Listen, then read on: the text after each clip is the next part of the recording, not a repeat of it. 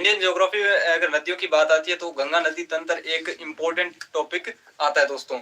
ठीक है, तो इसकी आज हम बात करने वाले हैं कि गंगा नदी का निर्माण कौन सी दो छोटी छोटी धाराओं के रूप में होता है और कौन कौन सी इसकी प्रमुख सहायक नदियां हैं, और किस सहायक नदी की क्या विशेषता है, और किस सहायक नदी के किनारे कौन सा प्रमुख शहर है, उस नदी के किनारे जो प्रमुख शहर है उन सभी की आज हम बात कर रहे हैं। उन सभी में प्रश्न पूछे जाते हैं बहुत बार, लगभग प्रश्न ऐसे ही आते हैं, इसके किनारे कोई स्थान पूछ लिया, इसकी कोई सहायक नदी उसकी कोई विशेषता पूछ ली। तो इस तरह के अपने छोटे छोटे प्रश्न बनते हैं एग्जाम पॉइंट ऑफ व्यू से। जैसे कि कोसी नदी इसकी सहायक नदी इसकी बात करें तो इससे रिलेटेड प्रश्न बहुत बार एग्जाम्स में पूछा जाता है, एसएससी वगैरह में, और स्टेट लेवल की छोटी जो वैकेंसीज होती है उसमें कि बिहार का शोक किसे कहते हैं, पश्चिम बंगाल का शोक कैसे कहते हैं। तो इस तरह वो उनकी सहायक नदी उनकी विशेषता है, जो बिहार में जाकर वो बाढ़ का कारण बनती है, तो इसी कारण उसको शोक आ जाता है। तो बहुत सी इसकी सहायक नदी है, उस सहायक नदियों की जो विशेषता है वो अपना प्रश्न एग्जाम पॉइंट ऑफ व्यू से बनता है। उन सभी की आज अपने बात करने वाले हैं। तो सबसे पहले कोई भी नदी अगर अपने पढ़ रहे हैं तो उसका उद्गम स्थल अपने को पता होना चाहिए कि कहां से वो उद्गमित होती है। और गंगा नदी की अगर हम बात करें तो भारत की सबसे लंबी नदी आती है गंगा नदी, और गंगा नदी की आपको लंबाई याद रखनी है दोस्तों। गंगा नदी की लंबाई है 2525 किलोमीटर दोस्तों। ये इसमें से कुछ बांग्लादेश में भी बहती है और कुछ भारत में, तो इसकी भारत में लंबाई है 271 किलोमीटर। तो चलिए दोस्तों आज अपने साथ में जानेंगे कि गंगा नदी तंत्र क्या है, इसको अच्छे से समझेंगे दोस्तों। ठीक है, तो सबसे पहले अगर बात करें तो इसकी उद्गम स्थल की, उद्गम और इसका लंबाई क्या है। उद्गम और इसकी लंबाई, उद्गम होता है इसका देवप्रयाग, देवप्रयाग नामक स्थान है, वहां से ये अस्तित्व में आती है गंगा नदी के रूप में, और ये है उत्तराखंड के अंदर, उत्तराखंड देवप्रयाग नामक स्थान से उद्गमित होती है। और इसकी लंबाई जैसा कि मैंने आपको बताया कि 2525 किलोमीटर इसकी कुल लंबाई आती है। और उसमें से भारत में इसकी लंबाई की बात करें तो भारत में इसकी लंबाई आती है 2071 किलोमीटर। कितनी आती है दोस्तों, ये आपको डाटा याद रखना है दोस्तों, क्योंकि भारत की सबसे लंबी नदी गंगा नदी की बात कर रहे हैं तो कम से कम इसका तो आपको डाटा मालूम होना ही चाहिए। और कि अगर आप नहीं आते हैं तो कोई बात नहीं, लेकिन इसका डाटा आपको याद रखना है, एग्जाम पॉइंट ऑफ व्यू से पूछा जा सकता है। तो यहाँ से 2525 किलोमीटर कुल लंबाई, और उसमें से भी कुछ मैंने आपको जैसा कि बताया बांग्लादेश में बहती है, और भारत में इसकी लंबाई है 2071 किलोमीटर। कितनी है दोस्तों, 2071 किलोमीटर। तो चलिए दोस्तों अभी देखते हैं कि किस तरह इसका निर्माण होता है, किस तरह देवप्रयाग से उद्गमित होती है। ठीक है, तो चलिए जी मैपिंग के थ्रू हम समझते हैं इसको। तो सबसे पहले अगर हम बात करें तो यहाँ पर एक ग्लेशियर आता है, गंगोत्री ग्लेशियर, गंगोत्री ग्लेशियर। दोस्तों ये ग्लेशियर है उत्तरकाशी जिले, उत्तरकाशी जिला, और जो कि है उत्तराखंड का। ठीक है, उत्तराखंड के अंदर गंगोत्री ग्लेशियर है उत्तरकाशी जिले के अंदर, और वहां पर ठीक है गंगोत्री ग्लेशियर से एक नदी निकलती है, और ये नदी है दोस्तों, इसको कहते हैं जानवी नदी। क्या कहते हैं दोस्तों, जानवी नदी। जानवी नदी कहते हैं इसको। गोमुख तक एक स्थान है उत्तराखंड के अंदर ही, गोमुख, उस गोमुख तक इसको कहते हैं जानवी नदी। तो ये भी प्रश्न पूछा जाता है कि गंगा नदी को का प्रारंभिक नाम क्या है, तो जानवी नदी है इसका प्रारंभिक नाम। अभी गोमुख के आगे जब ये जाती है तो इसको कहते हैं भागीरथी, भागीरथी धारा। ठीक है, भागीरथी नदी के रूप में इसको जाना जाता है। और ये जब ये भागीरथी यहाँ पर आती है, एक स्थान है गोविंद प्रयाग, उत्तराखंड के अंदर ही है गोविंद प्रयाग, गोविंद प्रयाग, गोविंद प्रयाग नामक स्थान उत्तराखंड के अंदर है। यहाँ पर एक इसको नदी मिलती है दोस्तों, एक छोटी सी नदी है जो है बेलांगना नदी, बेलांगना। ये बेलांगना नदी इसको गोविंद प्रयाग पर मिलती है दोस्तों। और यहाँ पर तो यहाँ पर दोस्तों एक बांध बना हुआ है, आपको याद रखना है, टिहरी बांध। यहाँ पे एक बांध बना है, कौन सा, टिहरी, और टिहरी बांध बना हुआ है यहाँ पर। इससे लेकर एक आंदोलन भी हुआ था, चिपको आंदोलन, ये भी आपको याद रखना है, चिपको आंदोलन।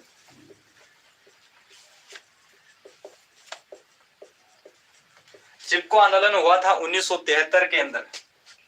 1973 को चिपको आंदोलन हुआ था सुंदरलाल बहुगुणा के नेतृत्व में। सुंदरलाल बहुगुणा, ठीक है, के नेतृत्व में। ठीक है, बेलांगना नदी इसको गोविंद प्रयाग में मिलती है और यहीं पर एक टिहरी बांध बना है। और यहाँ पर चिपको आंदोलन 1973 को हुआ था सुंदरलाल बहुगुणा के नेतृत्व में। ठीक है, तो अभी यहाँ पर ये धारा है, ये भागीरथी ही है अभी तक। ठीक है, इसको भागीरथी के नाम से ही जाना जाता है। और अब अपने आगे की बात करें तो इसको एक बार मैं क्लीन कर देता हूं। तो दोस्तों, ये जो धारा यहां से निकलती है भागीरथी धारा, इसको देवप्रयाग नामक स्थान पर एक धारा और मिलती है जिसको कहते हैं अलकनंदा। तो यहाँ पर एक देवप्रयाग है, ठीक है, देवप्रयाग नामक स्थान है। देवप्रयाग नामक स्थान है और यहाँ पर इसको एक नदी मिलती है अलकनंदा। और अलकनंदा कहाँ से निकलती है? एक यहाँ पर ग्लेशियर है, एक है सतोपंथ ग्लेशियर और एक है यहाँ पर मिलाम ग्लेशियर। ये है सतोपंथ ग्लेशियर और एक है मिलाम ग्लेशियर। ये दो दोस्तों ग्लेशियर है यही उत्तरकाशी जिले के अंदर, उत्तराखंड के अंदर। और यहाँ पर एक नदी निकलती है विष्णु गंगा और एक नदी निकलती है धौली गंगा। ये है विष्णु गंगा और एक है धौली गंगा। धौली गंगा और विष्णु गंगा जहां पर संगम करती है वो है अपना विष्णु प्रयाग। तो यहाँ पर विष्णु प्रयाग पर ये मिलती है, विष्णु प्रयाग पर मिलती है। और यहाँ पर सीधी यहाँ देवप्रयाग नामक स्थान पर इसको भागीरथी नदी को मिलती है। और फिर देवप्रयाग से आगे इसको कहा जाता है गंगा नदी। ठीक है, तो यहीं से गंगा नदी इसको कहा जाता है। देवप्रयाग से अलकनंदा धारा मिलती है। अब अलकनंदा धारा की भी कुछ छोटी छोटी धाराएं हैं, उनकी भी हम बात करेंगे दोस्तों। ठीक है, तो उनकी अगर बात करें तो यहाँ पर एक नदी है पिंडार नदी और यहाँ पर एक छोटी सी नदी और निकलती है जिसको कहते हैं नंद की नदी। और ये यहाँ पर जो मिलती है इसको कहते हैं नंद प्रयाग, इसको कहते हैं नंद प्रयाग। तो दोस्तों, एक पिंडार नदी है जो इसको मिलती है कर्ण प्रयाग नामक स्थान पर। ये है कर्ण प्रयाग। ठीक है, नंद की नदी मिलती है नंद प्रयाग और पिंडार नदी मिलती है कर्ण प्रयाग पर। और एक नदी और मिलती है इसको मंदाकिनी नदी। ये है मंदाकिनी, ये मंदाकिनी नदी इसको मिलती है रुद्रप्रयाग। रुद्रप्रयाग नामक स्थान पर मंदाकिनी नदी मिलती है। अभी कुछ शहर स्थित है यहाँ पर, ये सभी उत्तराखंड के अंदर है। मंदाकिनी नदी, पिंडार नदी, नंद की नदी और ये जो अलकनंदा धारा है।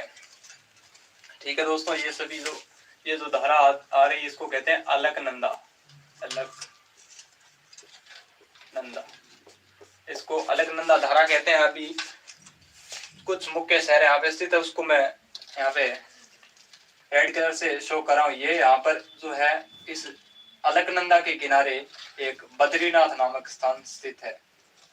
बद्रीनाथ, ये बद्रीनाथ है जो उत्तराखंड का मुख्य शहर है जो अलकनंदा के किनारे स्थित है। और एक मंदाकिनी नदी है, मंदाकिनी नदी के किनारे एक स्थान स्थित है जिसको अपने कहते हैं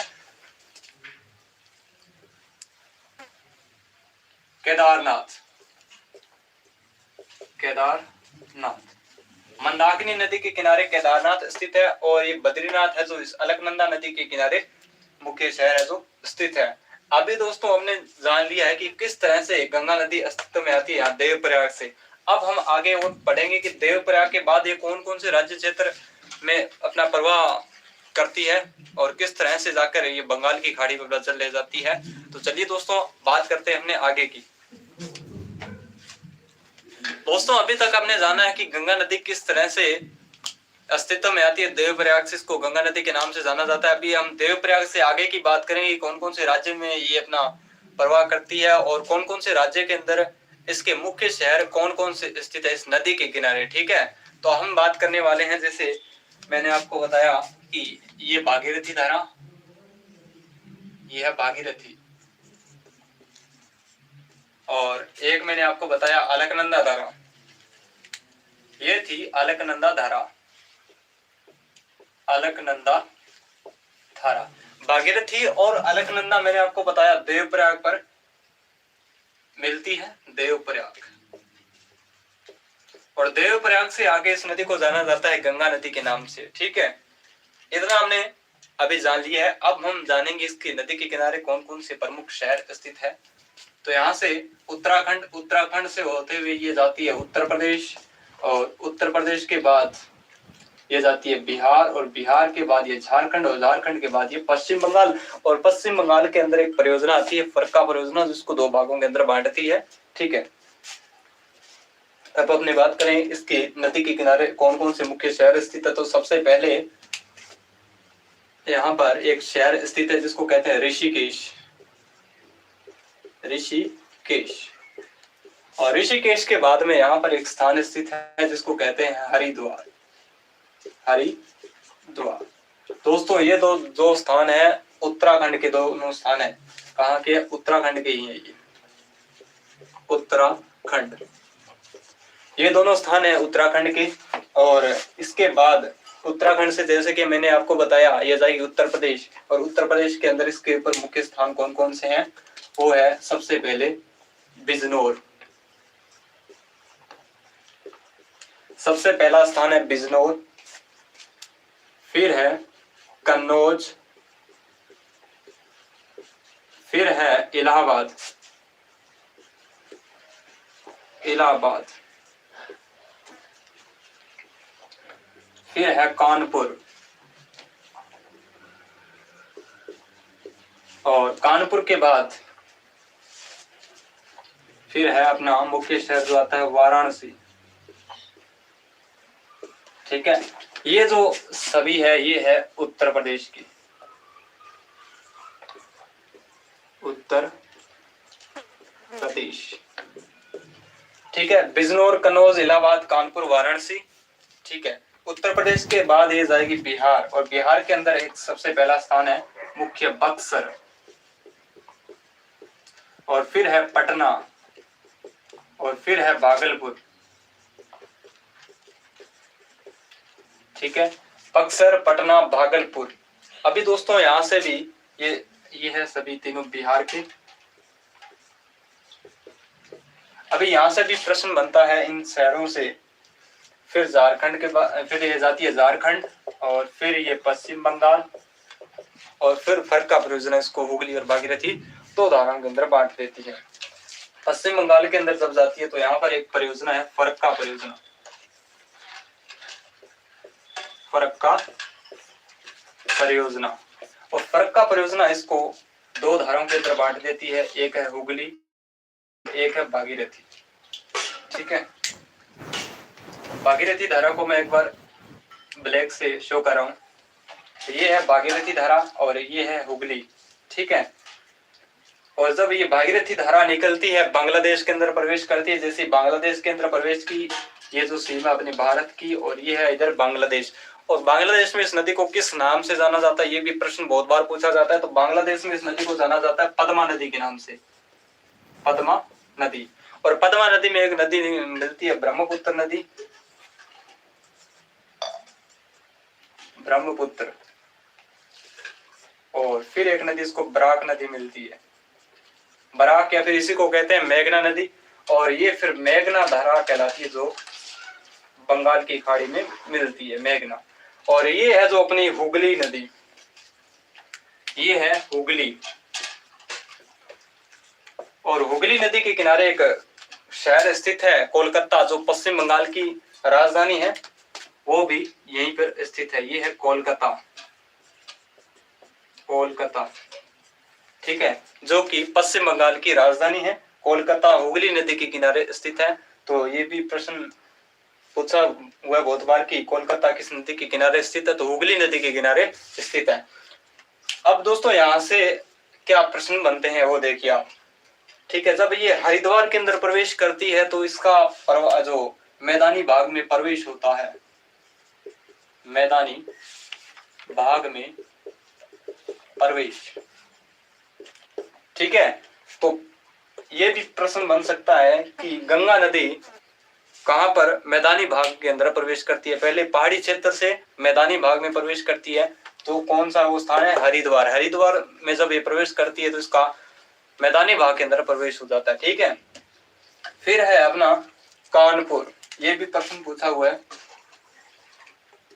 कानपुर इस नदी के किनारे स्थित सबसे बड़ा शहर।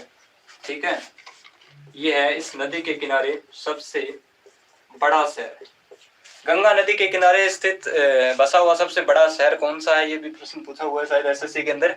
तो ये है कानपुर, जो कि गंगा नदी के किनारे स्थित सबसे बड़ा शहर है।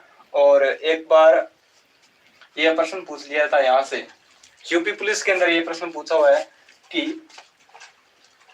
गंगा नदी के किनारे कौन सी प्रांतीय राजधानी स्थित है? तो ये है पटना, जो कि किसकी है? बिहार की राजधानी है।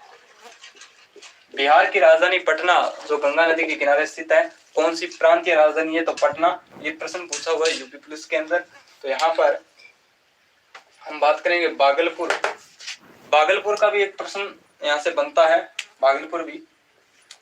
भागलपुर के अंदर एक अभ्यारण्य है, विक्रमशिला अभ्यारण्य, जो भारत का एकमात्र गंगे डॉल्फिन अभ्यारण्य है। विक्रमशिला अभ्यारण्य जो कि भागलपुर के अंदर है। ठीक है,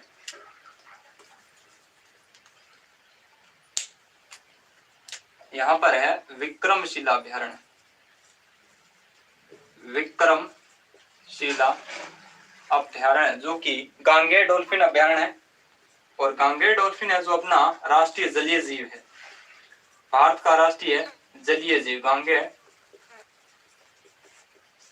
गांगे डॉल्फिन जो अपनी भारत का राष्ट्रीय जलीय जीव है। और इसको जलीय जीव घोषित किया था 5 अक्टूबर 2009 को। इसको भारत का राष्ट्रीय जलीय जीव घोषित किया गया 5 अक्टूबर 2009 को। और भारत का एकमात्र गांगे डॉल्फिन अभ्यारण्य विक्रमशिला अभ्यारण्य भागलपुर के अंदर है। ठीक है, और ये तो दोस्तों गांगे डॉल्फिन है, ये एक स्वच्छ जलीय जीव है। तो यहाँ से ये साफ जल के अंदर रहता है। तो प्रश्न बन सकता है कि गंगा नदी का जल स्वच्छ होने का क्या प्रमाण है? तो ये गांगे डॉल्फिन की अधिकता। ठीक है, तो दोस्तों अपना ये पार्ट फर्स्ट था जिसमें हमने गंगा नदी का उद्गम जाना है और उसके किनारे प्रमुख शहर कौन कौन से हैं, उसकी क्या क्या विशेषताएं हैं। और अगली वीडियो के अंदर हम पार्ट 2 में हम जानेंगे गंगा नदी की कौन कौन सी सहायक नदी और उन सहायक नदियों के किनारे कौन कौन से मुख्य शहर स्थित है और उन सहायक नदियों की क्या क्या विशेषता है। दोस्तों उम्मीद करूंगा कि आपको ये वीडियो पसंद आया होगा। अगर वीडियो पसंद आया तो वीडियो को लाइक करें और अपने दोस्तों के साथ शेयर करें। और हमारे वीडियोस के लिए हमारे चैनल को सब्सक्राइब करें और हमारे चैनल के साथ जुड़े। दोस्तों धन्यवाद दोस्तों वीडियो को देखने के लिए। मिलेंगे पार्ट 2 के अंदर एक फिर नई वीडियो के साथ।